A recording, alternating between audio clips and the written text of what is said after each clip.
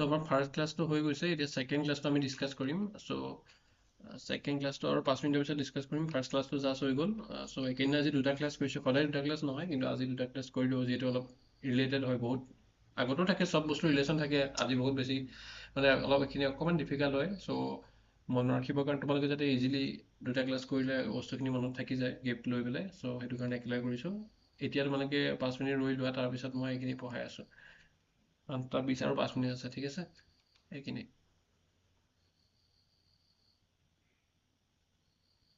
so এইকিটা class এইখিনি কৰি পেলাই আজি ক্লাছটো হৈ যাব এতিয়া root 5 similar আজি আগৰখিনি ডিসকাস কৰিলে অলৰেডি root 2 root 3 আৰু বাকি আৰু দুটা আছিলে so হেতু similar হয় root 5 টো ঠিক আছে root 2 root 3 আৰু পাৰিলে তোমালোকে root 5 টো পাৰিবা এতিয়া মই হলো বুজাই দিও যেটো এটা এক্সাৰসাইজ আছে বাকি এটা কিতাপত চাব পাৰিবা এইটা ভালকে লিখিব লাগিব so লিখাটো মই আকৌ মই নোটস দি দিম ঠিক আছে গ্ৰুপত জয়েন কৰি লবা আৰু এপত পাই যাবা সেইখিনি নোটস পাই যাবা কিন্তু এতিয়া মই লিখিছো ৰাফলি কৰি গৈছো ঠিক আছে so root 5 টো ইৰেশনাল বুলি লেখাব লাগে so আমি কি ধৰি লম আমি অথনি কৈছিলো আগৰ ক্লাছ এটা এক্সাম্পলত তোমালোকে এইটো ক্লাছ কৰাৰ আগত যদি ফাৰ্স্ট ক্লাছৰ আহিছে আগৰ ক্লাছটো এবাৰ চাই লবা so কি হয় প্ৰথমতে আমি ইয়াৰ অপোজিটটো ধৰি লম ইৰেশনাল বুলি প্ৰুভ কৰিবৰ কাৰণে আমি ৰেশনাল বুলি ধৰি লম so ৰেশনাল বুলি ধৰিবৰ কাৰণে কি হ'ব root 5 কি হয় root 5 is irrational so irrational কাৰণে আমি কি ধৰিব লাগিব root 5 let root 5 is কি হ'ব rational so কি হ'ব root 5 rational বুলি ধৰা মানে কি হ'ল আমি যদি অসমীয়া লিখো কি হ'ব এটো কি হ'ব ধৰা হ'ল root 5 এটা পৰিমেয় সংখ্যা ঠিক আছে so এটো যেটো পৰিমেয় সংখ্যা হয় so আমি তাৰ উল্টাটো পৰিমেয় সংখ্যা যেটো হয় বা ৰেশনাল নাম্বাৰ যেটো হয় কি হ'ব root 5 টো আমি a by b ফৰ্মত লিখিব পাৰিম কি হয় a, b কি হ'ব a by b যেটো তোমাক জানা যে p by q ফৰ্মত লিখিব পাৰিলে ৰেশনাল so p by q টো আমি a by b বুলি লিখিছো একো নহয় জাস্ট p আৰু q ৰ ঠাইত a by b বুলি লিখিছো n b are Asomiya English দুটা লিখিম a and b are integers b is not equal to 0 হয় তলৰ নাম্বাৰটো 0 হ'ব নহব আৰু কি b is not equal to 0 লগতে কি হয় আৰু a and b are co-prime মানে co-prime মিনিংটো তোমালোকে জানা অলৰেডি ফাৰ্স্ট ক্লাছ গিটা কৰিছা the first second class so co-prime মানে কি হয় যে তোমালোকৰ যিবিলাক নাম্বাৰ অনলি একাৰে দুইটা নাম্বাৰ এক কমন থাকিব মানে কমন ফেক্টৰ 1 হ'ব অকল ঠিক আছে সো কি হ'ব a আৰু b কি হয় a b অখণ্ড সংখ্যা হ'ব a b অখণ্ড সংখ্যা a b অখণ্ড সংখ্যাৰ লগতে কি হয় লগতে b 0 নহয় ঠিক আছে b 0 নহয় আৰু কি হ'ব a আৰু b কি হ'ব a আৰু b সহমৌলিক ঠিক আছে সহমৌলিক মানে কি হ'ল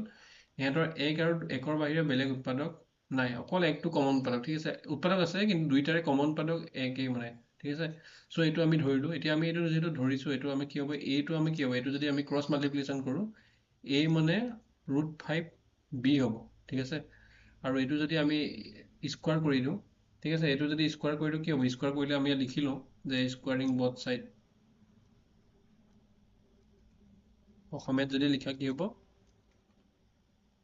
দুই ফালে তোমালোকে ক্লাছটোত বহি নললো বুজি যোৱা ঠিক আছে লাহে লাহে মই কৰিব দিলে বহি উলিয়াই কৰিবা ৰাফ কপি কৰিব এতিয়া নিদিও কেইদিনমান ক্লাছত দিম সেকেন্ড চেপ্টাৰ বিলাকৰ কৰিব দিম অলপ সময় ৰৈ পেলাই এনেকে সো এতিয়া তোমালোকে কি কৰিব লাগে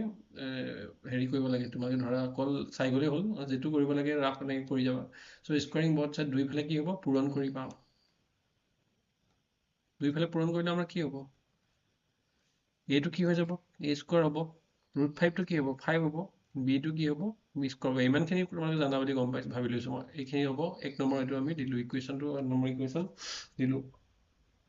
সো এতিয়া কি হ'ব এটো 1 0 দিলো এতিয়া আমি কি ইয়াৰ মিনিংটো কি a স্কয়াৰ = 5b স্কয়াৰ মিনিংটো কি ইয়াৰ মিনিংটো হৈছে যে 5 divides a square 5 divides a square মানে অসমীয়াত যদি লিখো 5 ৰে a স্কয়াৰক হৰণ যায় এইখিনি লিখিব লাগিব না তোমালোকে ইংলিশ কিনে ইংলিশ অসমীয়া কিনে অসমীয়া লিখিব পাৰা এইখিনি মই আগত দিও দিম এতিয়া এইখিনিও লিখিব পাৰা ভালকে লিখি গৈছো সো 5 ৰে যদি a হৰণ যায় তাৰ মিনিংটো কি আমি এটা থিওৰাম পাইছিলো আগৰ পিপিটিটোত আছে আগৰ ক্লাছটোত মই পঢ়াইছো বা কিতাপত তোমালোকে 1.2 থিওৰামটো চাব পাৰা পেজ নাম্বাৰটো বাৰু কিমান মানে জানো পাহৰি গৈছো সো ইয়াৰ থিওৰামটো চাবা যদি এটা নাম্বাৰক প্ৰাইম নাম্বাৰ এটা যদি a স্কয়াৰ হৰণ ডিভাইড যায় বা হৰণ যায় তেলে সেই প্ৰাইম নাম্বাৰটোৰে a কো হৰণ যাব so 5 divides a also হ'ব ঠিক আছে 5 divides a এটাকে ঠিক আছে এইটো আমাৰ থিওৰামৰ পৰা so 5 ৰে অসমীয়া লিখোতে অকণ দীঘল হৈ যায় 5 ৰে a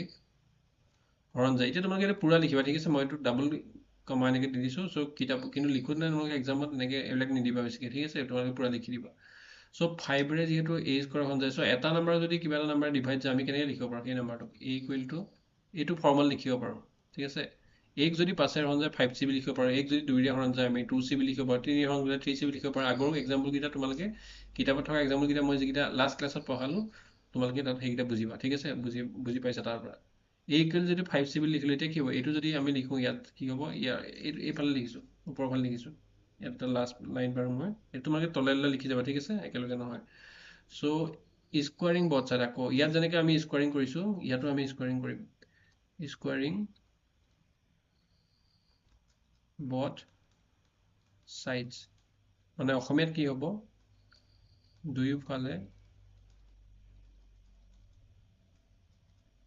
পূৰণ কৰি কি হ'ব চ' দুইফালে পূৰণ কৰিলে কি হ'ব এইটোক দুইফালে লাষ্ট এই লাইনটো এইটো ইকুৱেশ্যনটো a ইকুৱেল টু 5c যিহেতু আছে আমি দুইফালে পূৰণ কৰিলে কি পাম a টো a স্কোৱাৰ পাম 5টো কি হ'ব 25 হ'ব আৰু c স্কোৱাৰ c টো c স্কোৱাৰ হ'ব এতিয়া আকৌ আৰু এটা আছিল ন ইকুৱেশ্যনৰ আমি কি পাইছিলোঁ a স্কোৱাৰ মানে কিমান পাইছিলোঁ a স্কোৱাৰ মানে পাইছিলোঁ 5b স্কোৱাৰ পাইছিলোঁ a স্কোৱাৰ মানে পাইছিলোঁ 5b স্কোৱাৰ 5b স্কোৱাৰ পাইছিলোঁ ইয়াত কি পাইছিলোঁ 25c স্কোৱাৰ এইটো একে পাইছিলোঁ চ' a স্কোৱাৰ ঠাইত 5b স্কোৱাৰ এইটো কি হ'ব ফ্ৰম ইংলিছত লিখিলে ফ্ৰম ইকুৱেশ্যন 1 লিখিবা অসমীয়া লিখিলে ইকুৱেশ্যন বা ইকুৱেশ্যন 1ৰ পৰা এনেকৈ লিখিবা চ' এইটো লিখিবা তোমালোকে এইখিনি লিখিব লাগিব চ' এতিয়া দুইফালে 5 আছে নাই 5b square equal to 25c square মানে কি হ'ল b square equal to 5c square হয় নহয় চ' এইটো চোৱা তোমালোকে অথনি যে লিখিছিলে এইটো চোৱা এনেকৈ যদি আমি লিখোঁ তাৰ মিনিংটো কি যে 5 ডিভাইডছ a স্কোৱাৰ এতিয়া চোৱা ইয়াত কি হৈছে ইয়াত এনেকৈ লিখিলোঁ c স্কোৱাৰ চ' কি হ'ব ইয়াত মানে কি হ'ব 5 ডিভাইডছ কি হ'ব b স্কোৱাৰ হ'ব হয় নহয় 5 ডিভাইড b স্কোৱাৰ বা অসমীয়াত যদি লিখোঁ 5ৰে b স্কোৱাৰক হৰণ যায় চ' এইটো যদি আমি এটা থিয়ৰম পাইছিলোঁ হয় নহয় যে যদি এটা নাম্বাৰক প্ৰাইম নাম্বাৰ এটাক যদি a স্কোৱাৰ হৰণ যায় সেই প্ৰাইম নাম্বাৰটোক এৰে হৰণ যাব ইয়াত যেনেকৈ এইটো এটা prime number 5 is an prime number so' prime নাম্বাৰক যদি b স্কোৱাৰ বা স্কোৱাৰ যিকোনো নহওক মানে স্কোৱাৰ এটাৰ যদি হৰণ যায় তেতিয়াহ'লে সেই স্কোৱাৰটো মানে যদি b স্কোৱাৰে যায় তেতিয়া bক যাব a স্কোৱাৰে গ'লে a কো যাব c স্কোৱাৰে গ'লে c কো যাব চ' ইয়াত b স্কোৱাৰে যিহেতু গৈছে এইটো এটা প্ৰাইম নাম্বাৰ হয় 5টো চ' এইটো যিহেতু এটা প্ৰাইম নাম্বাৰ হয় চ' প্ৰাইম নাম্বাৰটোক b স্কোৱাৰে গৈছে চ' প্ৰাইম নাম্বাৰটোক b ৰো যাব চ' 5ৰে বিক কি হ'ব হৰণ যায় এইখিনি তোমালোকে লিখিব লাগিব চ' এতিয়া কি পাইছিলোঁ আমি ইয়াৰ মিনিংটো এতিয়া চব 5ৰে বিক হৰণ যায় এইটো পালোঁ বা 5 is divisible by b is divisible by 5 আৰু ইয়াত কি পাইছিলোঁ আমি 5ৰে a হৰণ যায় পাইছিলোঁ চ' এটাকে কি হ'ব a কো হৰণ যায় b কো হৰণ যায় চ' 5 divides both a and b এইটো অসমীয়াত যদি লিখোঁ 5ৰে a আৰু b দুয়োটাকে কি হয় হৰণ যায় ঠিক আছে 5ৰে a আৰু b দুয়োটাকে হৰণ যায় 5ৰে a আৰু b দুয়োটাকে হৰণ যায় এতিয়া 5ৰে যিহেতু দুয়োটাকে হৰণ গৈছে আমি কি ধৰিছিলোঁ আমি ইয়াত তোমালোকে চোৱা কো প্ৰাইম নাম্বাৰ ডেফিনেশ্যনটো তোমালোকে মনত ৰাখিবা বা সহমতি সংখ্যা ডেফিনেশ্যনটো মই কি পঢ়াইছিলোঁ ফাৰ্ষ্ট ক্লাছ যদি নাই কৰা কৰিবা আকৌ লাইভ ক্লাছ ৰেকৰ্ডেড ক্লাছবিলাক চাবা আমি কি পাইছিলোঁ যে কো প্ৰাইম নাম্বাৰৰ ক্ষেত্ৰত অনলি 1 ইজ দা কি হয় ডিভিজৰ বা অকল একটো এটা ফেক্টৰ হয় ঠিক আছে অকল একেৰে হৰণ যায় দুইটাকে মানে এক বেলেগেও যাব পাৰে বিগ বেলেগেও যাব পাৰে কিন্তু দুইটাৰ ভিতৰত কমন চোৱা এক বোলে 2ৰে গ'ল বিগ বোলে 3ৰে গ'ল কিন্তু দুইটাৰ কমনটো 1 হ'ব ঠিক আছে এক a আৰু 2ৰে গ'ল বোলে বিগ a আৰু 3ৰে গ'ল চ' কি হ'ব দুইটাৰে কমনটো কি আছে 1 হ'ব চ' কো প্ৰাইম নাম্বাৰৰ ক্ষেত্ৰত কমন উৎপাদক মানে কমন ফেক্টৰ বা সাধাৰণ উৎপাদকটো কি হ'ব অকল এক হ'ব কিন্তু ইয়াত আমি কি পালোঁ একটো আমি পাওঁ জানোৱে ডেফিনেশ্যন মতে কিন্তু কি পালোঁ আমি ইয়াত 5ৰেও ডিভাইড যোৱা দেখিলোঁ 5 divides both a and b চ' আমিতো অকল একেৰেহে হৰণ যায় বুলি ধৰিছিলোঁ সহমতিক মানে ধৰা বা কো প্ৰাইম বুলি ধৰা মিনিংটো কি হয় কো প্ৰাইম বুলি ধৰিছোঁ তাৰ মিনিংটো হৈছে যে অনলি 1ৰে ডিভাইড যায় কিন্তু ইয়াত আমি কি পালোঁ 5 divides both a and b 1 arrow divide যায় 5 এৰো ডিভাইড যায় সো 1 আৰু 5 দুইটাৰে যদি ডিভাইড যায় আমি যেটো ধৰিছিলো so it contradicts our statement it contradict our statement আমি কি স্টেটমেন্ট ধৰিছিলো যে √5 ইজ ইৰেচনেল স্টেটমেন্ট বা স্টেটমেন্টটো লিখি দিব পাৰা যে √5 ইজ ইৰেচনেল স্টেটমেন্ট কি হয় √5 ইজ ৰেচনেল বুলি ধৰাটো ৰেচনেল ধৰিছিলো এটো কন্ট্ৰাডিক্ট কৰিল কি হয় ই আমাৰ √5 পৰিমেয় বুলি ধৰাৰ পৰিমেয় বুলি ধৰাৰ ধাৰণাটো ভুল কি হ'ব প্ৰমাণিত কৰিলে সো এতিয়া কি হ'ব মই কৰা লিখি দিও ইয়া লিখি দিও নেক্সট লাইনটো সো কি হ'ব √5 ইজ ইৰেচনেল ঠিক আছে এটো এখন দীঘল এইকিটা এখন দীঘল √5 কি হ'ব অপৰিমেয় সো মই আকৌ এবাৰ বুজাই দিও মানে তোমালোকে যেনেকৈ আগৰ ক্লাছত যিখিনি চাইছে গম পাইছে √2 আৰু √3 যেনেকৈ বুজালো তেনেকৈ √5 টো সেম হ'ব আৰু বাকি কোৱেশ্চন কিটা এক্সাম্পলৰ এই বাকি ইয়াত পঢ়িব লাগে বাকি থকা কিটাৰ লগত কি হ'ব সো √2 √3 √5 বহুত বেছি চান্স যেটো কিতাপত আছে √5 টো আৰু বেছি ইম্পৰ্টেন্ট কাৰণ এটো এক্সাৰসাইজত আছে ঠিক আছে এক্সাম্পলতকৈ এক্সাৰসাইজখিনি বেছি ইম্পৰ্টেন্ট কিন্তু এনেকুৱা নহয় যে তোমালোকে এক্সাম্পল নাচাবা এক্সাম্পলৰ পৰা কুৱেশ্চন আহে সো এতিয়া কি হ'ল √5 টো যেটো দেখাব লাগে ৰেচনেল বুলি ইৰেচনেল বুলি দেখাব লাগে আমি কি কৰে আমি এটা প্ৰুভ কৰিবৰ কাৰণে আমি তাৰ উল্টাটো ধৰি লম মানে আমি উল্টাটো ধৰি লম আৰু উল্টাটো যেটো ধৰিম তাৰ অপোজিট স্টেটমেন্ট ধৰি লম আমি আৰু সেই অপোজিটটো ৰং বুলি প্ৰুভ কৰিম ঠিক আছে আমি অপোজিটটো যদি ৰং বুলি কওঁ তোমাৰ অপোজিশন যদি ৰং বুলি কোৱা মানে তুমি শুদ্ধ হয় নহয় সো আমি এটা অপোজিট ধৰিলো আৰু অপোজিটটো ইয়াত ৰং বুলি প্ৰুভ কৰিলো সেই প্ৰুভ বুলি কৰাৰ পিছত মানে কি হ'ল আমি তাৰ অপোজিটটো শুদ্ধ মানে তুমি প্ৰথমে ধৰা স্টেটমেন্টটো অসত্য অসত্যটো অসত্য তাৰ মানে তাৰ উল্টাটো অসত্যৰ অপোজিট কি হ'ব অসত্য হ'ব নাই সো মাইনাছে মাইনাছে যেনেকৈ প্লাস হয় সো এটো প্লাসটো আমি মাইনাস বুলি ধৰিলো সো মাইনাসটো নহয় বুলি গম পালো ইয়াত সো এটো প্লাস হ'ব তেনেকুৱা মানে তেনেকৈ এক্সাম্পল দি বুজালে তেনেকুৱা হ'ব সো এতিয়া কি হ'ব আমি √5 যেটো ইৰেচনেল হয় বা অপৰিমেয় হয় সো আমি কি ধৰিলো লেট √5 ইজ ৰেচনেল ধৰা হ'ল √5 এটা পৰিমেয় সংখ্যা এখিনি লিখিব লাগিব প্ৰথমতে এটাকে কি হ'ব সো √5 যেটো পৰিমেয় হয় সো √5 ইকুৱেল টু কি হ'ব a/b বা আমি p/q ফৰ্মত লিখো এটো মানে জানা যে পৰিমেয় সংখ্যা বা ৰেচনেল নাম্বাৰ এটা বা নাম্বাৰ লিখিব পাৰো ৰেচনেল নাম্বাৰ এটা আমি কি ফৰ্মত লিখিব পাৰো a/b ফৰ্মত বা p/q ফৰ্মত লিখিব পাৰো আৰু এই সংখ্যাটো কি হয় এইবিলাক কি হয় p/q ফৰ্ম বা এইবিলাক a/b ফৰ্মটো কি হয় মানে ইয়াৰ মিনিংটো হৈছে a/b ফৰ্ম বা p/q ফৰ্ম যিকোনো সংখ্যা লিখিলে হ'ল a/b p/q তাৰ মিনিংটো কি হয় যে এইটো এটা ইন্টিজাৰ হয় এইটো এটা ইন্টিজাৰ হয় আৰু কি হয় a and b are integer আৰু কি হয় লগতে b is not equal to এইটো 0 হ'ব নোৱাৰে হয় না ৰেচনেল নাম্বাৰটো ডেফিনেশনে হয় যে a/b যদি ফৰ্মত থাকে বা p/q যদি ফৰ্মত থাকে p/q ইন্টিজাৰ হ'ব লাগিব আৰু লগতে q টো 0 হ'ব নালাগিব তলৰ মানে যেটো ডিনোমিনেটৰ হয় নিউমাৰেটৰ ডিনোমিনেটৰ থাকে সো ডিনোমিনেটৰটো 0 হ'ব নালাগিব সো ডিনোমিনেটৰ কি আছে b আছে so b is not equal to 0 to b হয় ঠিক আছে বা অসমীয়া যদি লিখো ab অখণ্ড সংখ্যা b is not equal to 0 আৰু এটা ডেফিনেশন হয় মানে লিখিব লাগে এটো লগতে যে a আৰু b এনে ৰেচনেল নাম্বাৰ ক্ষেত্ৰত কি হয় ৰেচনেল নাম্বাৰ ক্ষেত্ৰত 4/6 টো এটা ৰেচনেল নাম্বাৰ এটো আমি ভাঙিলে 2/3 পাম ইয়াত তোমালোকৰ কি আছিল এই নাম্বাৰটো তোমালোকৰ 2 এটা দুইটাৰে হন যায় 4 হন যায় 6 হন যায় কিন্তু এটো তোমালোকৰ দুইটাৰে হন না যায় এটো ইকুৱেল এটো হয় না দুইৰে যদি কাটো 2 হয় এটো 3 হয় কিন্তু এটোৰ ক্ষেত্ৰত তোমালোকে দুইটো এটা কমন ফেক্টৰ পাইছা কিন্তু এটোৰ ক্ষেত্ৰত তোমালোকে কাটি দুইৰে কটাকটি যোৱাৰ পিছত দুইটো নাথাকিল বুজিছানে এটোত আমি দুইটাকে হৰণ গৈছিলে সো দুইটাকে হৰণ যোৱাৰ কাৰণে কটাকটি কৰিলো দুইৰে সো এটো দুইটো নাথাকিল মানে সো এটোত কি থাকিলেগে অকল একটো থাকিল 1 আৰু 2 ৰে হৰণ যায় এটো কি হৰণ যায় 1 আৰু 3 ৰে হৰণ যায় এটো 1 2 ৰে হৰণ যায় এটো 1 3 ৰে হৰণ যায় সো দুইটাৰ ভিতৰত কমন কি হয় কমন 1 হয় নহয় সো এটোৱে আমি লিখিব লাগে কমন 1 যদি থাকে সো হেতুক আমি কি বুলি লিখিব লাগিব কমন যেটো 1 হৈছে সো এটোক আমি লিখিব লাগিব যে a and b are co-prime মানে কমন ফেক্টৰ যদি এটা থাকে সো হেতুক co-prime বুলি কোৱা হয় সো a আৰু b কি হয় সহমৌলিক এখিনি আমি লিখিব লাগিব প্ৰথমতে ঠিক আছে সো এতিয়া আমি এটো কি কৰিম হেৰি কৰিম কি বুলি কয় এটো আমি ক্ৰস মাল্টিপ্লিকেশন কৰিম ইয়াৰ তলতে 1 আছে না সো কি হ'ব a * 1 হ'ব a হ'ব আৰু √5 b হ'ব ঠিক আছে এতিয়া এটো হোৱাৰ পিছত কি কৰিম এখিনি মানে আমি প্ৰুভ কৰোতে কৰিবই লাগে এখিনি বস্তু কৰিব লাগিব সো এটো আমি স্কয়াৰ কৰি দিম স্কয়াৰিং both side দুইফালে আমি কি কৰিম পূৰণ কৰিম সৰি এটো পূৰণ নহয় বৰ্গ হ'ব ঠিক আছে দুইফালে বৰ্গ কৰি এটো তোমালোকে অসমীয়াখিনি শুদ্ধ কৰি লবা দুইফালে বৰ্গ কৰি হ'ব ঠিক আছে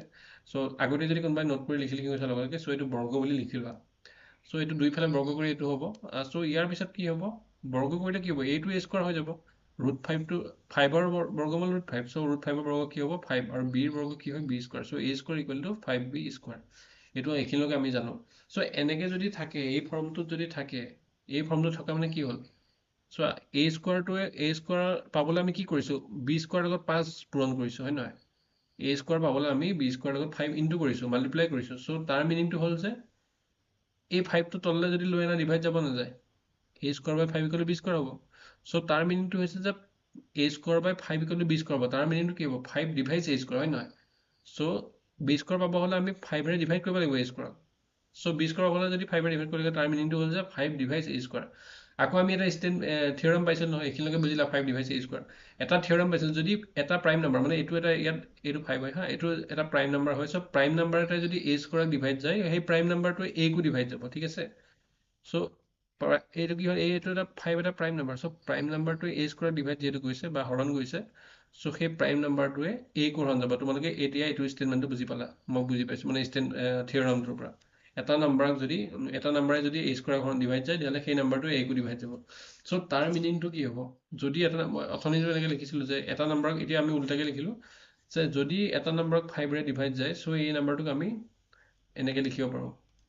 ৱেৰ এনেকৈ লিখিবা এই লাইনটো থাকি গৈছে ৱেৰ চি ইজ এন ইণ্টিজাৰ এই লাইনটো লিখিবা য'ত চি এটা অখণ্ড সংখ্যা চ' এইখিনি ঠিক আছে চ' এক্সেন বেক কৰি দিওঁ এইটো কটা নাই ঠিক আছে এইটো কটা নাই এইটো এনেকৈ চ' এইটো এনেকৈ ইয়াত এইটো লিখিছোঁ ঠিক আছে কটা নাই এইটো চ' এতিয়া কি হ'ব এইটো যিহেতু এটা অখণ্ড সংখ্যা বুলি পালোঁ তাৰ এতিয়া কি কৰিলোঁ আমি এই ইকুৱেল টু 5c টো যে পালোঁ এইটো আমি এইকেইটাহে অকণ দীঘল কুৱেশ্যন ঠিক আছে এইকেইটা সেইকাৰণে অকণ মানে জেগাটো মিলাবলৈ অকণ দিগদাৰ হৈছে চ' স্কোৱাৰিং বথ চাইড দুইফালে আকৌ পূৰণ কৰিলোঁ চ' দুইফালে পূৰণ কৰিলে কি হ'ল এ ইকুৱেল টু 5c পাইছিলোঁ এ স্কোৱাৰ হৈ গ'ল এই তলৰ লাইনটো চোৱা বাওঁফালৰ লেফ্ট চাইডৰ বটম লাইনটো চোৱা এ ইকুৱেল টু 5c আছে a square equal to 25c square হ'ব আকৌ আমি ইকুৱেশ্যন 1 এইটো চোৱা ইকুৱেশ্যন 1 আছে দেখিছেনে ইকুৱেশ্যন 1 কি পাইছোঁ 5b স্কোৱাৰ ইকুৱেল টু এ square equal two 5b square পাইছোঁ চ' এ স্কোৱাৰ ঠাইত 5b স্কোৱাৰ পুট কৰিলে মানে 25c স্কোৱাৰ হ'ল এতিয়া 25c স্কোৱাৰ এতিয়া আমি দুইটাতে 5 কমন গৈ আছে চ' বি স্কোৱাৰ মানে কিমান হ'ব 5ৰে ডিভাইড কৰিলে 5c স্কোৱাৰ হ'ব চ' এনেকৈ লিখাৰ মিনিংটো কি এনেকৈ লিখাৰ মিনিংটো হ'ল যে আমি যদি 5টো এইফালে আনি ডিভাইড কৰোঁ চ' বি স্কোৱাৰ বাই 5 কৰিলে c স্কোৱাৰ হ'ব মানে 5ৰে কি আছে বি স্কোৱাৰৰ হৰণ গৈছে যে 5ৰে বি স্কোৱাৰ হৰণ যায় তাৰ মানে কি আমি আকৌ এটা থিয়ৰম পাইছিলোঁ যে 5ৰে যদি এ স্কোৱাৰ হৰণ যায় সেইটো 5ক এৰ হৰণ যাব প্ৰাইম নম্বৰ হ'লে 5ৰে যদি বি স্কোৱাৰ হৰণ যায় 5ৰে বি কো হৰণ যাব 5ৰে যদি চি স্কোৱাৰ হৰণ যায় 5ৰে চি কো হৰণ যাব চ' ইয়াত বি স্কোৱাৰ পাইছোঁ চ' 5ৰে বি স্কোৱাৰ যদি হৰণ কৰি আছে 5ৰে বি কো হৰণ যাব লাগিব চ' এইটো থিয়ৰমে হয় মানে এইটো তোমালোকে সেই থিয়ৰমটোৰ পৰা প্ৰথম একদম ফাৰ্ষ্ট ক্লাছ এইটো ইয়াৰ আগৰ ক্লাছটো প্ৰথম থিয়ৰমটো চ' এতিয়া কি পালোঁ আমি ইয়াত পাইছিলোঁ 5 ডিভাইডছ বি বুলি আৰু আগতে কি পাইছিলোঁ 5 ডিভাইডছ এ চ' আমি দুইটা ষ্টেটমেণ্ট যদি মিলাই চাওঁ 5 divides both A and B মানে 5 এ আৰু বি দুইটাকে হৰণ যায় কিন্তু আমি চোৱা অলপ আগতে তোমালোক কৈছোঁ যে কো প্ৰাইম নম্বৰ কি হয় যে অকল একেৰাহে হৰণ যাব দুইটা সংখ্যা চোৱা ইয়াত এইটো কো প্ৰাইম দেখিছেনে অকল একেৰাহে হৰণ যাব কিন্তু আমি কি পালোঁ 5 এ আৰু বি দুইটাকে হৰণ যায় চ' সেইটো কাৰণে কি হ'ব যিহেতু দুইটাকে হৰণ যায় সেইটো কাৰণে কি হ'ব ইট কণ্ট্ৰাডিক্টছ আৱাৰ ষ্টেটমেণ্ট মানে কি হ'ব যে √5 ইজ ইৰেচনেল ই আমাৰ √5 পৰিমেয় বুলি ধাৰণাটো ভুল প্ৰমাণিত কৰিলে গতিকে কি হ'ব এইটো লাইন লিখিবা যে √5 ইজ ৰেচনেল বা √5 ইজ ইৰেচনেল বা √5 কি হ'ব অপৰিমেয় হ'ব চ' এনেকৈ প্ৰুভ কৰে এইটো ঠিক আছে এইটো চালা এবাৰ √2টো চালা √3 চালা এতিয়া √5টো এক্সাৰচাইজত চালা আৰু বাকী তিনিটা এক্সাম্পল তোমালোকে চালা কিতাপৰ পৰা এতিয়া ইয়াত 4টা আছে এনেকৈ প্ৰুভ কৰিবৰ কাৰণে তোমালোকক মই কৰিব নিদিওঁ মই কৰিম তোমালোকে নিজে ট্ৰাই কৰিব পৰা নোচোৱাকৈ কিন্তু এতিয়া মই তোমালোকক যিহেতু বহুতে চাই আছে ভিডিঅ'টো কৰি দিম ঠিক আছে তোমালোকে এতিয়া বুজি পেলাই বা নুবুজাকৈও বুজি পেলাই বা নোচোৱাকৈ ভিডিঅ'টো অলপ দেৰি কাৰণে নাচাই পেলাই তোমালোকে এইটো নিজে ট্ৰাই কৰি চাব পাৰা আৰু ভিডিঅ'টো পজ কৰি যদি ইউটিউবত চাই আছা আৰু নহ'লে এনেকৈ ট্ৰাই কৰি চাব পাৰা আৰু বাকী তোমালোকে এতিয়া মই ইয়াত কৰি দিওঁ কৰি দিয়াটো আৰু ইয়াৰ পিছত 4টামান হেৰি আছে কি বুলি কয় 4-5টামান হেৰি আছে MCQ আছে এতিয়া এইটোক চাই লওঁ ঠিক আছে এইটো তোমালোকে কৰোঁ লিড কি হ'ব উল্টা ধৰি লওঁ ন 2 + √5 কি হ'ব ৰেচনেল আমি উল্টাটো ধৰি লওঁ ধৰা হ'ল কি হ'ব ধৰোঁ বা ধৰা হ'ল 3 + 2√5 কি হয় পৰিমেয় সংখ্যা এইটো যদি পৰিমেয় আমি কি লিখিব লাগিব 3 + √5 ইকুৱেল টু 3 + √5 বা √2 ইকুৱেল টু a/b হয় নহয় আকৌ একেখিনি কথাই লিখিব লাগে চবতে a, b are integers বা কি হয় a, b পৰিমেয় সংখ্যা অখণ্ড সংখ্যা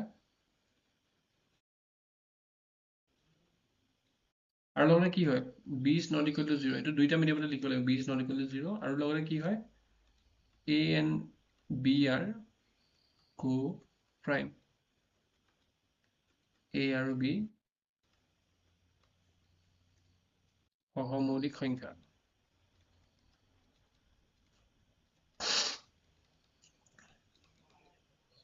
সো এতিয়া এইটো আমি যেটো ধৰিলো সো এইটো ধৰাৰ কাৰণে আমি সাৱধানে মই কৈছোৱে যে তোমালোকে কি কৰিব লাগে কোড মাউসটো কোড গ'ল তোমালোকে সদায় এই ৰুট থকা টাৰ্মটো এটা সাইডে ৰাখিব লাগে 2√5 টো এটা সাইডে ৰাখি a/b-3 লৈ গ'লে ভাল ঠিক আছে এতিয়া আকৌ যদি √5 টো অকল ৰাখি দিয়া 2 ৰে ডিভাইড কৰিব লাগিব a/2b-3/2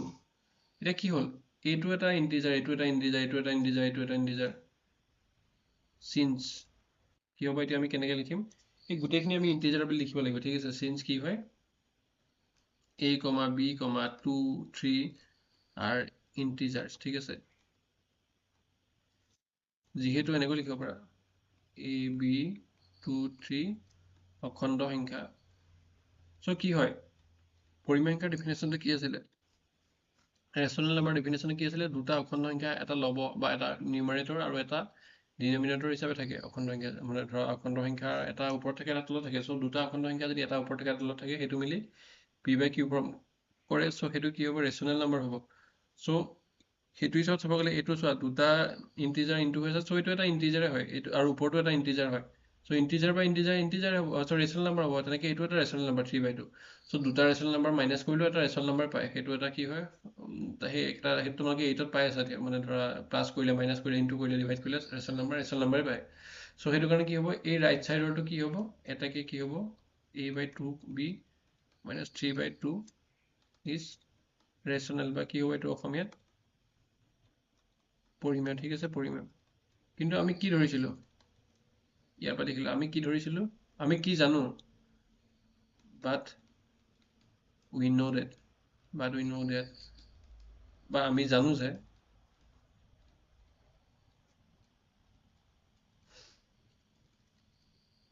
আমি কি জানো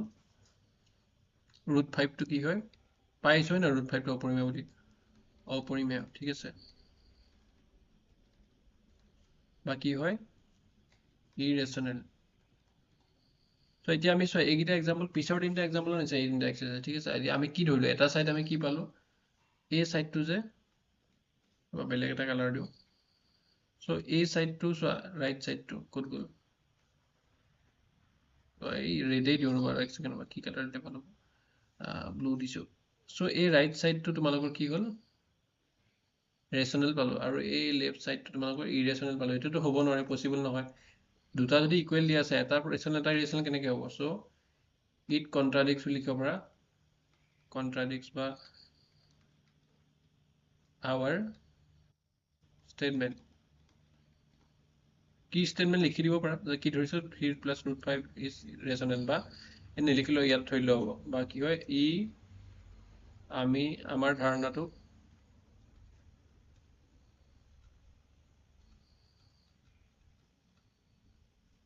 অসত্য প্ৰমাণিত কৰে অসত্য কি হল এটা পৰিমেয় এটা অপৰিমেয় পালো ইকুৱেল চিহ্নৰ দুইফালে হয় নহয় কাৰণ ইকুৱেল চিহ্নটো হলেতো দুইটা সমান হ'ব লাগিব দুইটা পৰিমেয় হ'ব লাগিব বা দুইটা অপৰিমেয় হ'ব লাগিব এটা সংখ্যাটো দুইটা হ'ব নোৱাৰে হয় পৰিমেয় হ'ব নহয় অপৰিমেয় হ'ব সো দুইটা একে সংখ্যা নহয় কিন্তু ইকুৱেল চিহ্ন আছে সো কি হ'ব আমি যেটো ধৰিছিলো হেতু নহয় মানে আমি 3 + √5 is ৰেচনেল বুলি ধৰিছিলো বা 3 + √5 টো পৰিমেয় সংখ্যা বুলি ধৰিছিলো মানে হেতু নহয় সো কি হ'ব 3 + √5 is irrational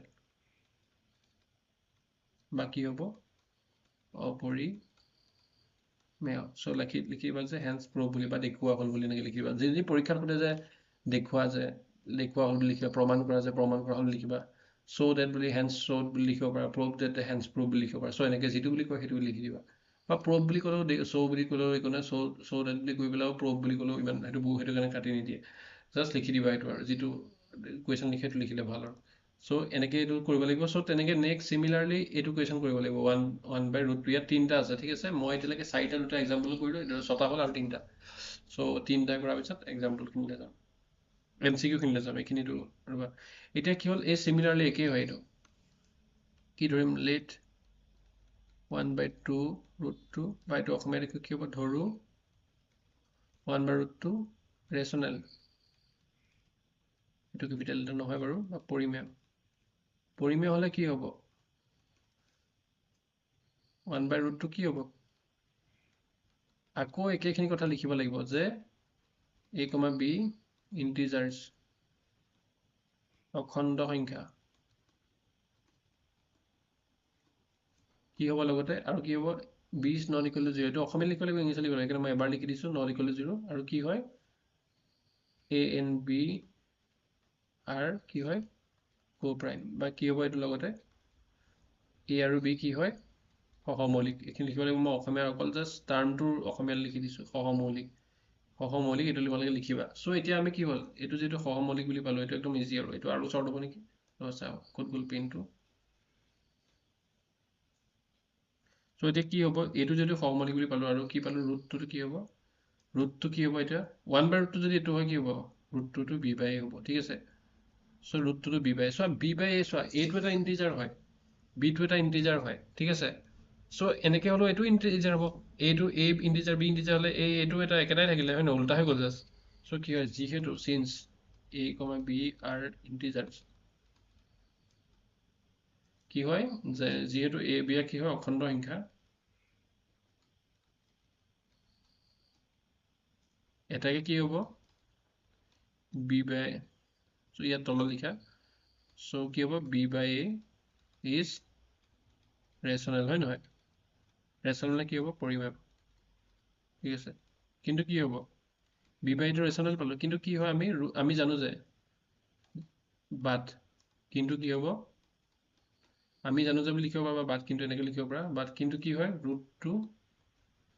is irrational আমি জানো যে √2 টো irrational নহয় নহয় আমি পাই আহিছো জানোই অপৰিমেয় হয়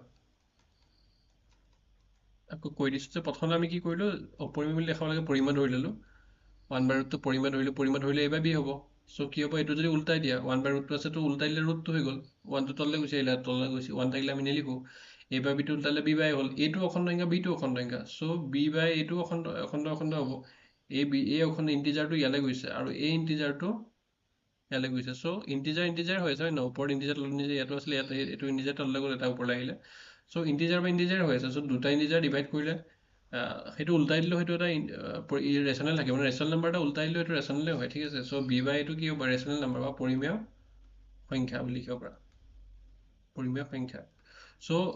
কিন্তু কি হয় √2 কি হয় ইৰেচনেল হয় পৰিমেয় হয় সো কি হয় এতিয়া আমি এইটো পালো ৰেচনেল এইটো পালো ইৰেচনেল এইটো হ'ব নোৱাৰে ইকুৱেল চিহ্ন দুই ফালে এটা এইটো ইৰেচনেল এইটো ৰেচনেল এনেকেতো হ'ব নোৱাৰে সো এইটো কাৰণে কি হ'ব এইটো কন্ট্ৰাডিকচন হ'ব কন্ট্ৰাডিকচন সো আমি ধৰা ধাৰণাটো ভুল আমি ধৰা লিখিলে হ'ল ঠিক আছে লিখাটো শুদ্ধ হ'ব লাগে আমি এটাকে আমাৰ ধাৰণাটো অশুদ্ধ ভুল প্ৰমাণিত কৰা আমি লিখিলে হ'ল বা আমি ধৰা ধাৰণাটো ভুল লিখিলে হ'ল এইখিনিত কথা নাই ধাৰণাটো ভুল সো ভুল ধাৰণাটো কি আছিলে আমি কি বুলি ভুলকে ধৰিছিলো আমি ধৰিছিলো ভুলকে যে পৰিমেয় বুলি ভুলকে ধৰিছিলো বা ৰেচনেল বুলি ধৰিছিলো সো এইটো কি হয় এই ভুলকে ধৰাটো নহয় মানে তাৰ উল্টাটো হ'ব এতিয়া কি হ'ব 1/√2 is কি হ'ব ইৰেচনেল কি হ'ব অপৰিমেয় হ'ব সো এইটো তোমালোকে বুজি পালা সো এইটো যদি বুজি নাইপা ভিডিঅ'খিনি আকৌ পজ কৰি চাবা ৰেকৰ্ডেড কোৰ্চ লাগে ৰেকৰ্ডেড পাই যাবা ভিডিঅ'খিনি সো আকৌ এতিয়া থাকিলে এইটো আৰু এইটো থাকিলে একদম ইজি সো 7√5 থাকিলে এইটোৰ নিচিনা এইটো চিমিলাৰ কৰাই দিওঁ মই চব কৰাই দিওঁ কোনো টেনশ্যন ল'ব নালাগে 7√5 টো আমি কি ধৰিম চিমিলাৰলি এইটো 7/5 টো ইৰেচনেল ধৰি লওঁ সৰি ৰেচনেল ধৰি লওঁ বা কি হ'ব পৰিমেয় ধৰি লওঁ সো লিখাখিনি একেই হয় চবতে পৰিমেয় বুলি ধৰি লোৱাৰ পিছত কি হ'ব মোৰে আমনি লাগিছে কিন্তু পঢ়াব লাগিব এইটো মোৰটো এইটো ডিউটি হয় so 7√5 equal to a by b so a by b টো আমি কেনেকৈ ধৰিম কি বুলি হয় a, b are ইন্টিজাৰ্স বা অসমীয়া লিখিলে কি হ'ব a আৰু b কি হয় অখণ্ড সংখ্যা হয় অখণ্ড সংখ্যা তোমালোকৰ মই নোটটো ভালকে লিখি দিম দেই তোমালোকে চিন্তা নকৰিবা মই ইয়াত জাষ্ট বুজাই গৈছো সেইকাৰণে এনেকৈ লিখিছো এনেকৈও লিখিব পৰা অৱস্থাত আছে সো ইউটিউবত ক্লাছ কৰাখিনিয়ে যিখিনি ক্লাছ ফ্ৰীকে দিম তেওঁলোকে ইয়াৰ পৰা লিখি ল'ব পাৰিবা কিন্তু যিখিনি কোৰ্চ লৈছে গোটেইখিনি বস্তু কণ্টেণ্ট পাইছা ইয়াৰ উপৰিও সো তেওঁলোকে এইটো নোটছখিনি দিয়ে দিম চ' তেনেকৈ লিখিব পাৰা ইণ্টিজাৰ আৰু B is not equal to যিহেতু জানা দুইটা মিডিয়ামতে লিখিব লাগিব অসমীয়া ইংলিছত মই একেটাই হয় কাৰণে লিখি দিয়া নাই চিম্বলবিলাকটো মিডিয়াম চেঞ্জ কৰিলে এইটো বিটো ব বুলিটো আমি নিলিখোঁ আৰু কি হয় এ কমা বি কো প্ৰাইম মানে কি হয় মৌলিক হয় চ' এইটো বুজি পালোঁ চ' এইখিনিলৈকে বুজাৰ পিছত কি হ'ব তোমালোকৰ এইটো যিটো সহমৌলিক হৈছে চ' √5টো আমি এটা চাইডে ৰাখিম মই অথনি কৈছিলোঁ যে √5 √2 √3 √7 সেইটো এটা চাইডে ৰাখিব লাগে বাকীবিলাক বেলেগত লৈ যাব লাগে চ' a/7টো কি হ'ব সেইটো 7b হ'ব এতিয়া কি হয় এইটো যে আছে এইটো ইণ্টিজাৰ ধৰিছিলোঁ আমি বি ইণ্টিজাৰ ধৰিছিলোঁ এইকেইটাটো ইণ্টিজাৰে হৈ আছে বাকী 7টো ইণ্টিজাৰ হয় যিহেতু কি হয় a b 7 are integers কি হয় যিহেতু কি হয় a b c g r s কাট খাই গৈছে চ' এইটো কি হয় অখণ্ড সংখ্যা হয় যিহেতু কি হয় এ বি 7 অখণ্ড সংখ্যা এ বি আৰু 7 অখণ্ড সংখ্যা আৰু বুলি দিব পাৰা এন বুলি দিব পাৰা অখণ্ড সংখ্যা চ' অখণ্ড সংখ্যা হ'লে কি হ'ব এটাকে কি হয় এইটো এটা ইণ্টিজাৰ এইটো এটা ইণ্টিজাৰ 7 ইজ এ ইণ্টিজাৰ আৰু B is also' a integer so' দুটা যদি ইণ্টিজাৰ তোমালোকে ইনটু কৰা কি হ'ব ইণ্টিজাৰে পাবা চ' এই গোটেইটো মিলি এটা ইণ্টিজাৰ হ'ল দুটা ইণ্টিজাৰ ইনটু কৰি এই গোটেইটো মিলি এটা ইণ্টিজাৰ পালোঁ ঠিক আছে আৰু ওপৰতো এটা ইণ্টিজাৰ চ' ইণ্টিজাৰ বা ইণ্টিজাৰ কি হ'ব ইণ্টিজাৰে হ'ব ৰেচনেল নাম্বাৰ হ'ব চ' কি হয় a/b কি হয় ৰেচনেল হয় মানে কি হয় পৰিমেয় হয় কিন্তু আমি কি জানো আমি এই √5টো অপৰিমেয় বুলি জানো বাট কিন্তু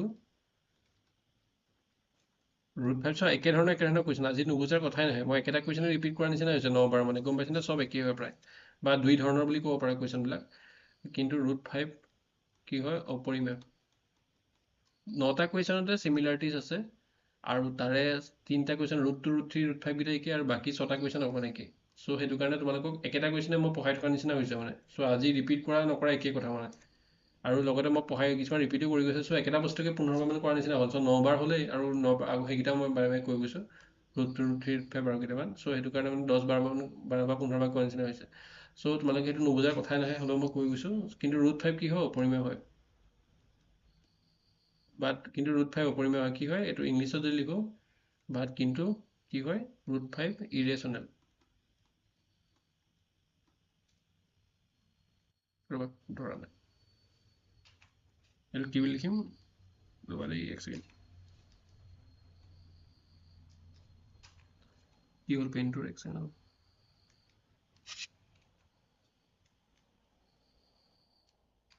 ছেকেণ্ড ৰ'বা দেই এইটো আছিলে ৰ'বা হৈ গ'ল চ' এইটো কি হ'ব ইৰেচনেল বুলি লিখিলোঁ চ' এতিয়া কি হ'ব এইটো যিহেতু ইৰেচনেল বুলি প্ৰুভ হ'ল বা অপৰিমেয় বুলি প্ৰুভ হ'ল এই ৰাইট ছাইডটো আৰু এইটো ইৰেচনেল বুলি গম পালোঁ আমি হ'ল নহয় এইটো ৰেচনেল গম পালোঁ আৰু এইটো কি হয় ৰেচনেল হয় ৰেচনেল বাই ইণ্টিজাৰ ৰেচনেল হয় চ' এইটোতো হ'ব পাৰে জানো ইকুৱেশ্যন অথনি বা একেইটা কুৱেশ্যনে কৈ আছোঁ হয় নহয় একে ধৰণৰ কুৱেশ্যন গোটেইকেইটা চ' এইটো যিটো এটা ৰেচনেল এটা এইটো ইৰেচনেল এইটো হ'ব নোৱাৰে মানে কি হয় এইটো কণ্ট্ৰাডিকশ্যন হ'ল হয় নহয় বা আমি ধৰা ধৰণটো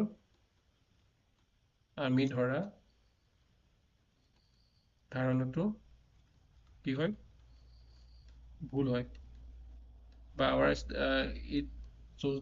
আমি যিটো ধাৰণা ধৰিব আমি প্ৰথমতে যিটো ধৰিছিলোঁ কি বুলি ধৰিছিলোঁ 7 √5টো আমি কি বুলি ধৰিছিলোঁ ৰেচনেল বুলি ধৰিছিলোঁ আমি লিখিব এনেকৈ পাৰোঁ যে অকল কণ্ট্ৰাডিকশ্যন বুলি লিখি দিব পাৰোঁ বা লিখা বেলেগ বেলেগ ৱে আছে তোমালোকে এইটো কিতাপতো লিখিব পাৰা প্ৰথমতে আমি আজি ৰুটটো ধৰিলোঁ আমি কি বুলি লিখিছিলোঁ but this contradicts the fact that a b have no' common factor বা it contradicts the fact that a and b are এইটোত কি হ'ব এইটো ন' ফেক্টৰ ক্ষেত্ৰত আছে এইটোত কি হ'ব বা এনেকৈ লিখিব পাৰা it contradicts the fact that এনেকৈ লিখিব পাৰা it contradicts the facts that it contradicts the fact that কি হ'ব যে তোমালোকৰ প্ৰথমতে কি ধৰিছিলোঁ 7 √5 ইজ ৰেচনেল এইটো ধৰিব লাগিব চ' এইটো ক্ষেত্ৰত কি হ'ব বা অসমীয়া লিখিব যে আমি ধৰা ধাৰণাটো কি বোল আমি ধৰা ধাৰণাটো কি আছিল যে আমি কণ্ট্ৰাডিক্টছ দ্য ফেক্ট যিটো আমি ধৰা ধাৰণা কি আছিল যে 7 √5টো পৰিমেয় হয় এইটো ভুল চ' এইটো কি হ'ব লাগিব এটা কি হ'ব লাগিব 7 √5 ইজ ইৰেচনেল আমি যিটো ধৰিছিলোঁ সেইটো ভুল চ' মানে কি হ'ব এইটো অপৰিমেয় হ'ব চ' নেক্সট কুৱেশ্যন কেইটা আছে আৰু আছে 6 + √2 আছে এইটো ইৰেচনেলটো অসমীয়া লিখি দিবা ৰ'বা অপৰিমেয় চ' এইটোৱে আছে এতিয়া লাষ্ট এটা কৰি দিওঁ মই একে কাৰণে ৰিপিট কৰি যোৱা নাই আকৌ লাষ্ট কুৱেশ্যনটো কৰি দিওঁ এইটো হ'লে বুজি পাই হৈ যাব তোমালোকৰ যিটো এইটো ৰিয়েচনেল বুলি প্ৰুভ কৰিব লাগে চ' আমি কি ধৰি ল'ম লেট বা ধৰো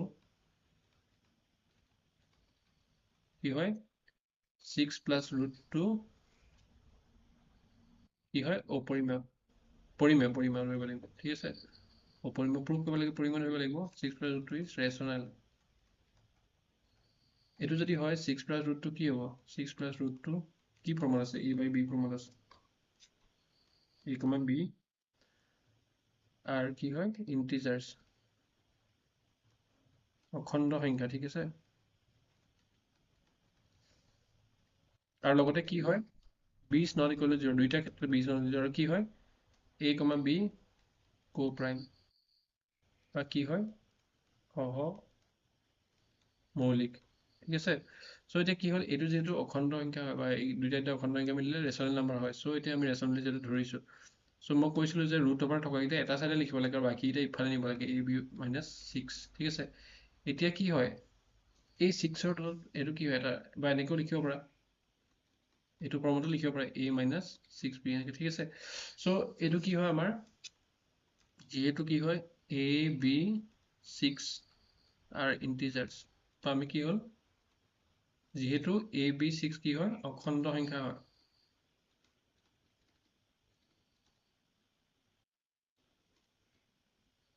এই যে লিখাটো এৰি গল সো কি হয় এইটো এটা ইন্টিজাৰ ঠিক আছে বা ইয়াত লিখিব পাৰে এইটো ইন্টিজাৰ পৰা ইন্টিজাৰ এটা ইন্টিজাৰে হৈছে এইটো এটা ইন্টিজাৰ হৈছে এই দুটা ইন্টিজাৰ ইনটু কৰি ইন্টিজাৰ হৈছে সো ইন্টিজাৰ পৰা ইন্টিজাৰ বিগ কৰিলো ইন্টিজাৰে হয় সো ইন্টিজাৰ আকৌ তলত এটা ইন্টিজাৰ সো ইন্টিজাৰ ডিভাইডেড বাই ইন্টিজাৰ কি হ'ব ৰেচনেল নাম্বাৰে হ'ব ঠিক আছে সো কি হয় এটাকে কি হয় a by b - 6 is rational but we know that root 2 is irrational so কি হ'ব so it contradicts the fact that ইংলিছত লিখাবিলাকো আছামিজ মিডিয়ামখিনি চাই যাব পৰা পিছত লিখিব লাগিবতো ইংলিছতে so 11 12 মানে ইংলিছত ল'লে ভাল হ'ব বা পিছত লাগিব so it contradicts the fact that 6 plus root 2 is rational so ই আমাৰ 6 plus root 2 পৰিমেয় হোৱাৰ বা পৰিমেয় হোৱা বুলি ধৰাৰ পৰিমেয় বুলি ধৰাৰ ঠিক আছে পৰিমেয় বুলি ধৰাৰ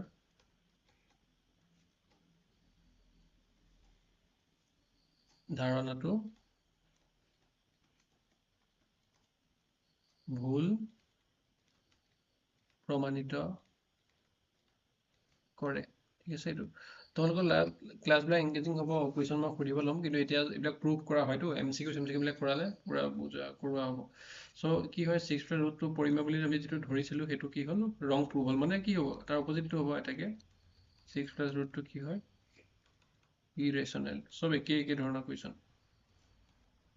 অপৰিমেয় সো এনেকুৱা আৰু বেলেগ কুৱেশ্যন আহিব পাৰে তোমাকে নিজে এটা ইৰেচনেল নাম্বাৰ লৈ পেলাই সেইটো প্ৰুভ কৰি চাব পাৰা ৰুট 11 লৈ চাব পাৰা ৰুট 7 লৈ চাব পাৰা ৰুট 7 প্লাছ 2 লৈ চাব পাৰা এনেকুৱা এটা কৰি চালে হ'ল 2 মাইনাছ ৰুট 7 লৈ কৰিব পাৰা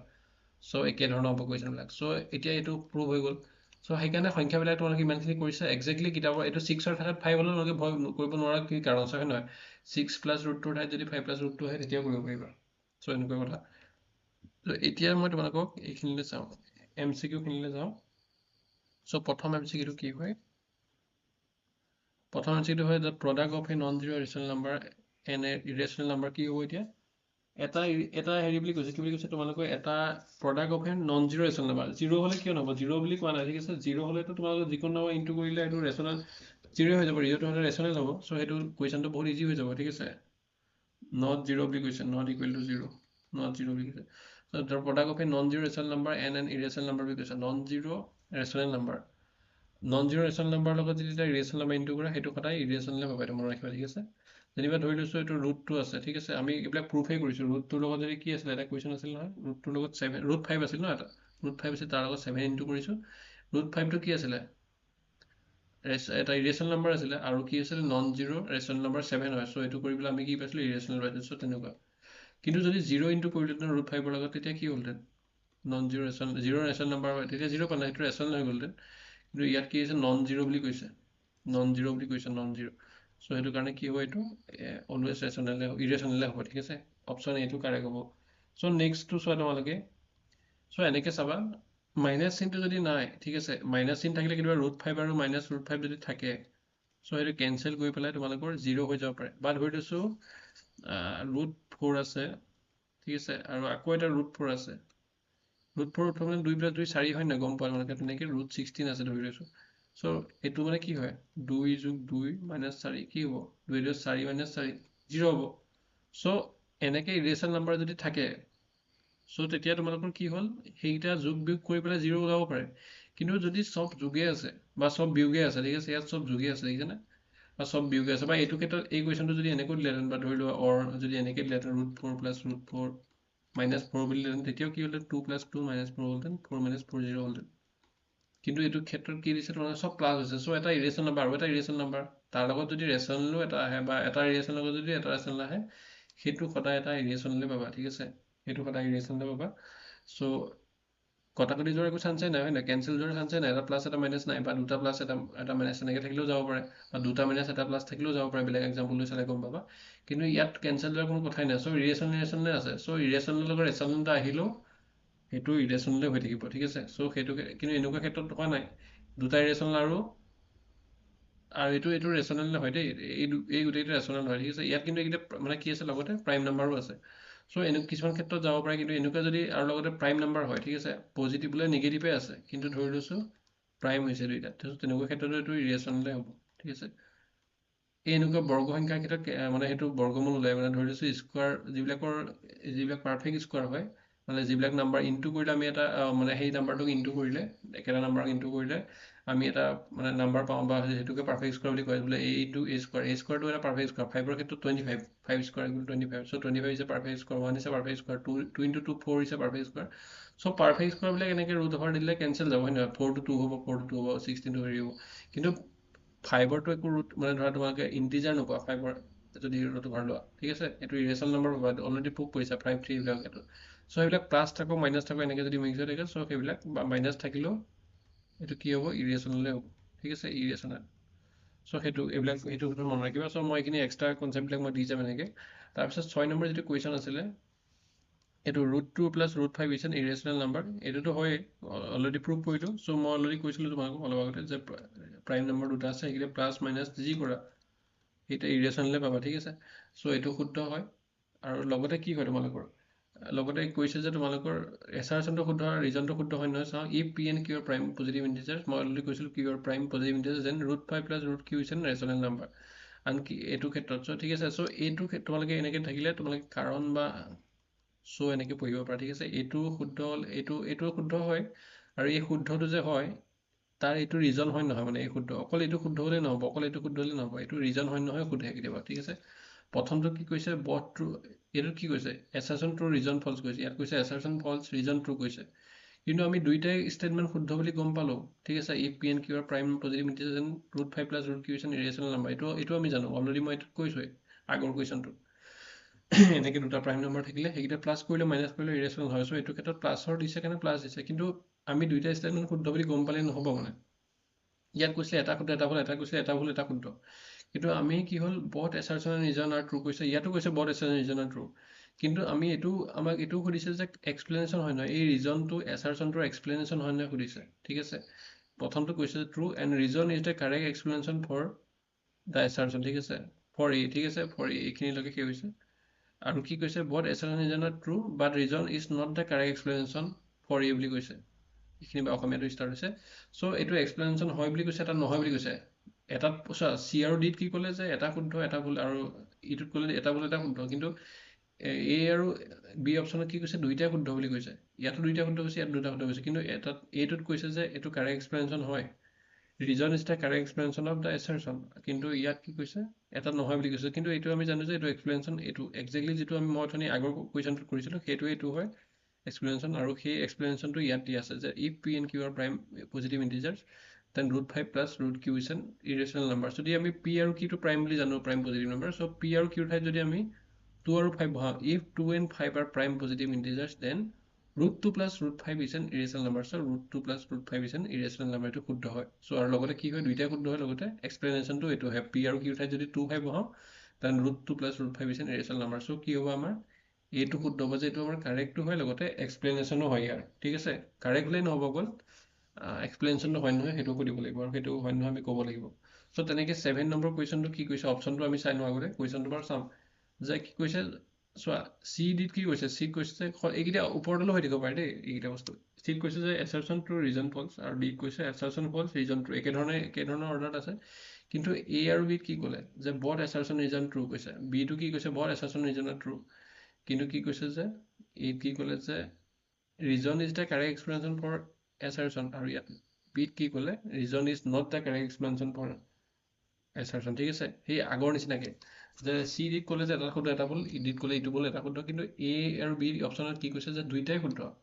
কিন্তু এটা এক্সপ্লেনেশ্যন হয়, ৰিজনটো assertionৰ এক্সপ্লেনেশ্যন হয়, আৰু বিত কৈছে যে ৰিজনটো assertionৰ এক্সপ্লেনেশ্যন নহয়। চ' এতিয়া আমি চাম কি আছিলে এইটো প্ৰথম assertionটো কি দি আছে, root a is an irrational number বুলি দিয়া আছে when a is a prime number, ঠিক আছে। মই কৈছোঁ অলৰেডি যদি প্ৰাইম নাম্বাৰ হয়, ৰুটটো হয় ন, আমাৰ কি প্ৰমাণ কৰিছে, ৰুট 2 ৰুট 3 ৰুট 5, এইটো এক্সাম এক্সাৰচাইজত দিয়া আছিলে, আৰু এইকেইটা ক'ত দিয়া আছে, এক্সাম্পলত দিয়া আছে, এক্সাৰচাইজত এইটো দিয়া আছিলে, আৰু এইকেইটা এক্সাম্পলত দিয়া আছিলে, এক্সাম্পলত। চ' এইকেইটাই কৰিব দিছিলে, আৰু ইয়াত আমি কি পাইছিলোঁ, কিবা এটা চিমিলাৰ পাইছিলোঁ নহয়, কি চিমিলাৰ পাইছোঁ আমি আটাইকেইটা সংখ্যাতে, যে এইকেইটা প্ৰাইম নাম্বাৰ পাইছোঁ, ৰুট 2 ৰুট 3 টো প্ৰাইম নাম্বাৰ, 2 3 প্ৰাইম নাম্বাৰ হয়, 5ও প্ৰাইম নাম্বাৰ হয়, তেনেকৈ তোমালোকক চোৱা পৰীক্ষাত 7ও কৰিব দিব পাৰে, 11ও কৰিব দিব পাৰে, ঠিক আছে। এইকেইটাই দিব বুলি কথা নাই, কিন্তু একেই হ'ব চব, হয় ন। মই তোমাক বুজাই দিছিলোঁ যে 2টোৰ ক্ষেত্ৰত 2 3 5ৰ ক্ষেত্ৰত ডিফাৰেঞ্চটো কি, 2টো 2 স্কোৱাৰ কৰিছোঁ, বাকী 2ৰ ঠাইত 3 আহিছে, 3 বা 5 আহিছে, আৰু খালি স্কোৱাৰ কৰিছোঁ, সেইখিনি বস্তু চেঞ্জ হোৱা। চ' ইয়াত কি হয়, গতিকে আমি কি পাইছোঁ, 2 3 5 ইৰেচনেল পাইছোঁ, হয় নহয়, গোটেইকেইটা সংখ্যা মানে ৰুট 2 ৰুট 3 ৰুট 5 ইৰেচনেল পাইছোঁ, আৰু 2 3 5 কি হয়, প্ৰাইম নাম্বাৰ হয়। চ' কি হয়, এইটো হয় মানে কি, root a is irrational number when a is a prime number, কাৰণ কিয় চোৱা 16 যদি হয়, 16টো প্ৰাইম নহয়, হয় নহয়, এইটোতো কৰিলে 4 পাম, 4টো কি হ'ল 4/1, এইটোতো ৰেচনেল হয়, পি বাই কিউ ফৰ্মত আছে, কিন্তু ৰুট 5টো আমি ভাঙিব নোৱাৰোঁ এনেকৈ ৰেচনেল হিচাপে, ঠিক আছে, ৰেচনেলে নিব নোৱাৰোঁ, ৰেচনেল নহয় মানে এইটো। আৰু কি আছে, ৰিজনটো কি হৈছে, square root of any prime number is an irrational number, so' square root of any prime number, square root of prime number বুলি হয়, এইটো হয় নহয়, a is an irrational number when a is a prime number. So' এইটো কি হয়, এইটো prime বুলি কৈছে, আৰু এইটো ৰুট অভাৰ আছে, মানে কি কৈছে, এইটো মানে কি, তাৰ মিনিংটো কি, square root of a prime number is an irrational number, একেখিনি কথাই কৈছে নাই, square root of a prime number কি হ'ল, কাৰণ ইয়াত এইটো প্ৰাইম বুলি দিয়া আছে, এইটো প্ৰাইম নাম্বাৰ ইজ এন কি হয়, irrational number, square root of any prime number is an irrational number. So' এই দুইটা ষ্টেটমেণ্টে শুদ্ধ হয়, লগতে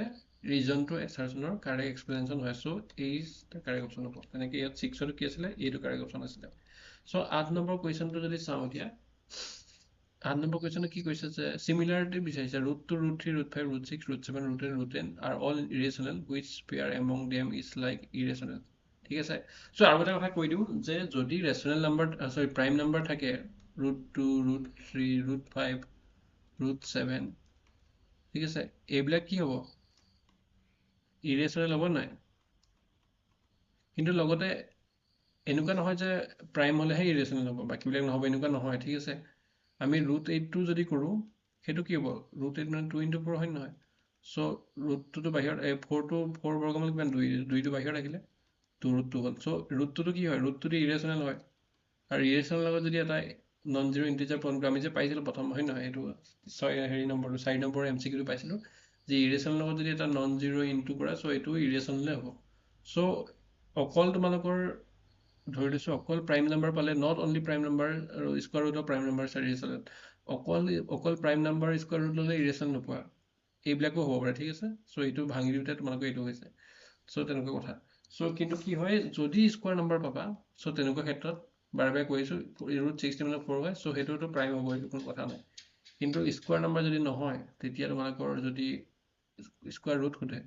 তেনেকুৱা ক্ষেত্ৰত প্ৰাইমকেইটা পাবা, আৰু প্ৰাইম নহ'লেও এনেকৈ পাবা, ঠিক আছে, এইকেইটা ইৰেচনেল পাবা, প্ৰাইমকেইটা ইৰেচনেল পাবা, প্ৰাইম নোহোৱাকেইটা ইৰেচনেল পাবা, যদি স্কোৱাৰ নহয়, ঠিক আছে। চ' এতিয়া ৰুট 3 ৰুট এইকেইটা চিমিলাৰ হয় নহয়, এইটো চিমিলাৰ নহয়, কাৰণ এইটো ৰুট 6টো যদি ভাঙা 2 আৰু 3 হ'ব,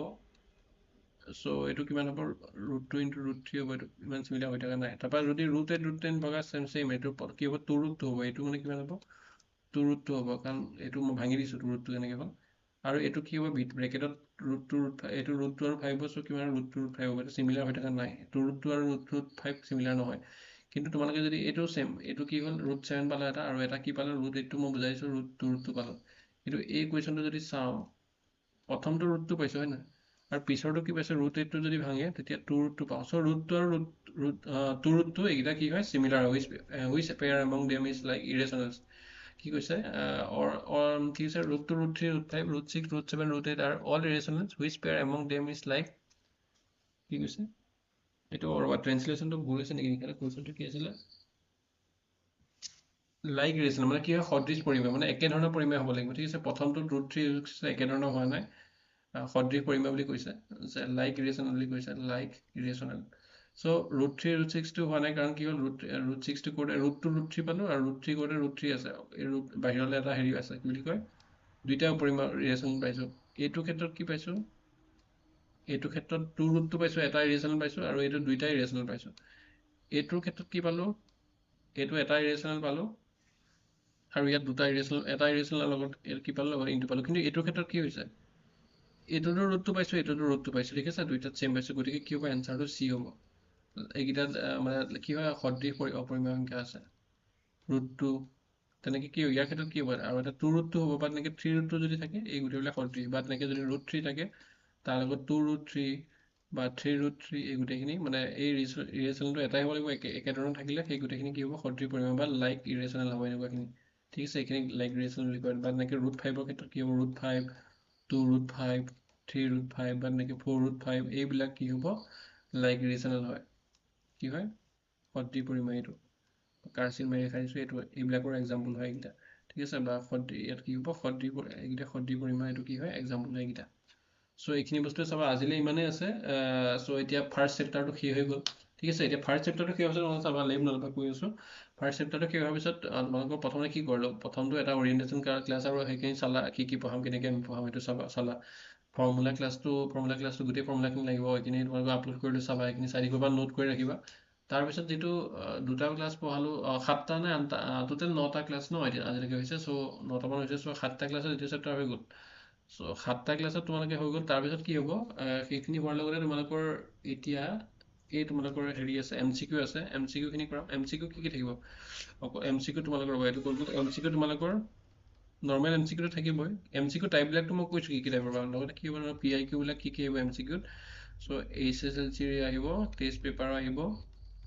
আৰু লগতে কি হ'ব CBSEৰ PIQ বিলাকো আহিব কাৰণ যিহেতু চিলেবাছটো একেই কৰিছে। চ' এইখিনি ডিছকাছ কৰিম। এপতো থাকিব কিছুমান চব বস্তু ইউটিউবত নোপোৱা ফ্ৰীকৈ। চ' মক টেষ্ট হিচাপত থাকিব, PDF নোটছ হিচাপত থাকিব, লগতে এইখিনি ইউটিউবৰ ভিডিঅ' হিচাপত থাকিব। চ' এইখিনি তোমালোকক ডিছকাছ কৰাই দিম। চ' আজিলৈ ইমানে, তোমালোকে এতিয়া লেফ্ট লৈ ল'ব পাৰা আৰু কিবা ইমানে আছিলে, কিবা সুধিবলগীয়া